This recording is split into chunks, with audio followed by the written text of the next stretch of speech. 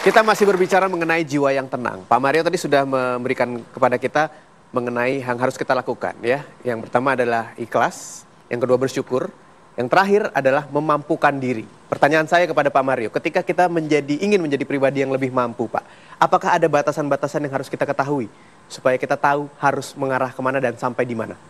Tidak ada batas. Bagi impian kita tidak ada batas. Yang biasanya membatasi impian kita adalah tingkat upaya kita. There is no dream too high, but insufficient effort. Tidak ada impian yang terlalu tinggi, yang ada adalah upaya yang tidak cukup. Kalau gitu yang penting yang mana? Upaya. Dan Tuhan menetapkan, kamu tidak akan berubah nasibmu kecuali kamu berupaya. Oke. Berarti kalau gitu bukan impiannya yang penting sekarang ya, upayanya. Nah ini untuk adik-adik yang minder mengenai impian. Sudah, kalau impian membuat Anda minder, jangan mimpi lagi. Kan mau punya jiwa yang tenang toh? Good. Jadi apa yang kita lakukan? Meningkatkan upaya. Itu, mulai. Ini semua ya, dengarkan ini. Rezeki itu datang melalui silaturahim. Melalui hubungan baik dengan orang lain. Apa yang harus kita lakukan mulai hari Senin? Baik sama semua orang. Jadi ketemu orang hari Senin apa yang kita lakukan? Selamat pagi.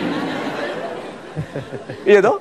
So, kalau begitu, jangan lagi berfokus kepada yang tidak bisa Anda capai. Berfokuslah pada yang bisa Anda lakukan. Jangan diresahkan oleh yang tidak mungkin, lakukanlah yang mungkin.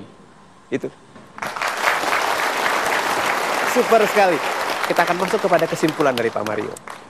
Silakan. Terima kasih Mas Ilbram. Sahabat-sahabat saya yang superior, ulangi.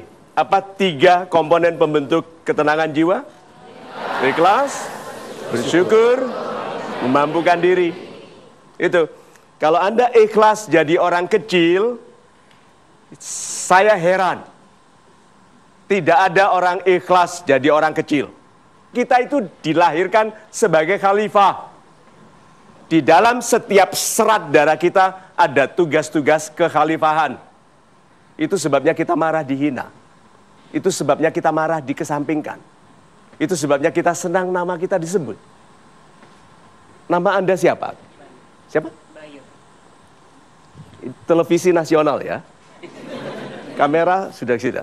Pak Bayu yang baik hatinya. Langsung mukanya lain loh Pak.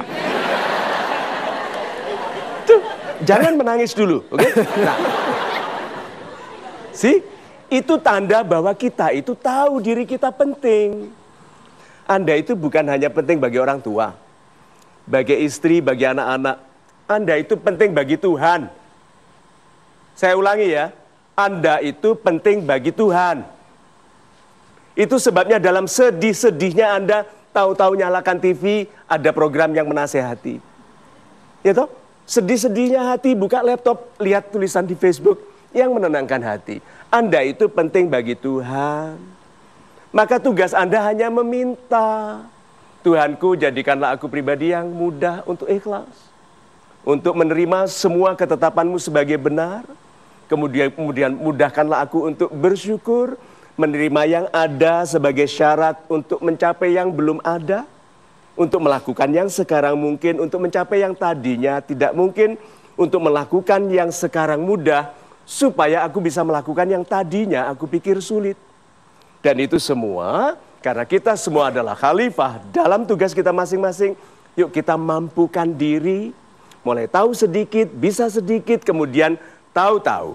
Tuhan memberikan kewenangan kepada kita yang lebih besar dari kemampuan normal kita sebagai manusia.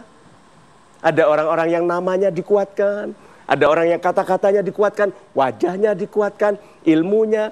Yuk kita jadi orang yang oleh Tuhan ditenagai dengan hebat, karena kita memutuskan untuk menjadi jiwa yang ikhlas, bersyukur, dan memampukan diri. Itu. Indah sekali Pak Mario, terima kasih. Mudah-mudahan bersama dengan program ini Anda bisa menjadi pribadi yang lebih baik dan tentunya Anda bisa menghebatkan orang lain yang ada di sekitar Anda, menjadikan negara ini juga negara yang lebih hebat. Amin. Saya Hilo Bramdunar, kita bertemu lagi pada kesempatan yang lain di Mario Teguh Golden Race. Adapun tema yang bisa saya simpulkan dari jiwa yang tenang adalah ternyata di dalam jiwa yang tenang sangat dipengaruhi oleh pikiran yang tenang. Jiwa yang tenang adalah yang selalu ikhlas, bersyukur, dan bisa memampukan dirinya. Bagaimana kita mampu sebagai manusia yang ikhlas dan senantiasa membangun diri dan senantiasa bersyukur agar kita mendapatkan sesuatu yang lebih. Bagaimana kita sebagai manusia itu berusaha untuk tetap bumi besar dan juga berusaha untuk memampukan diri kita. Saya akan menjadi lebih tenang lagi dalam menghadapi segala ujian dan cobaan di dalam kehidupan sehari-hari. Terutama dalam peningkatan kualitas pribadi dan kualitas iman.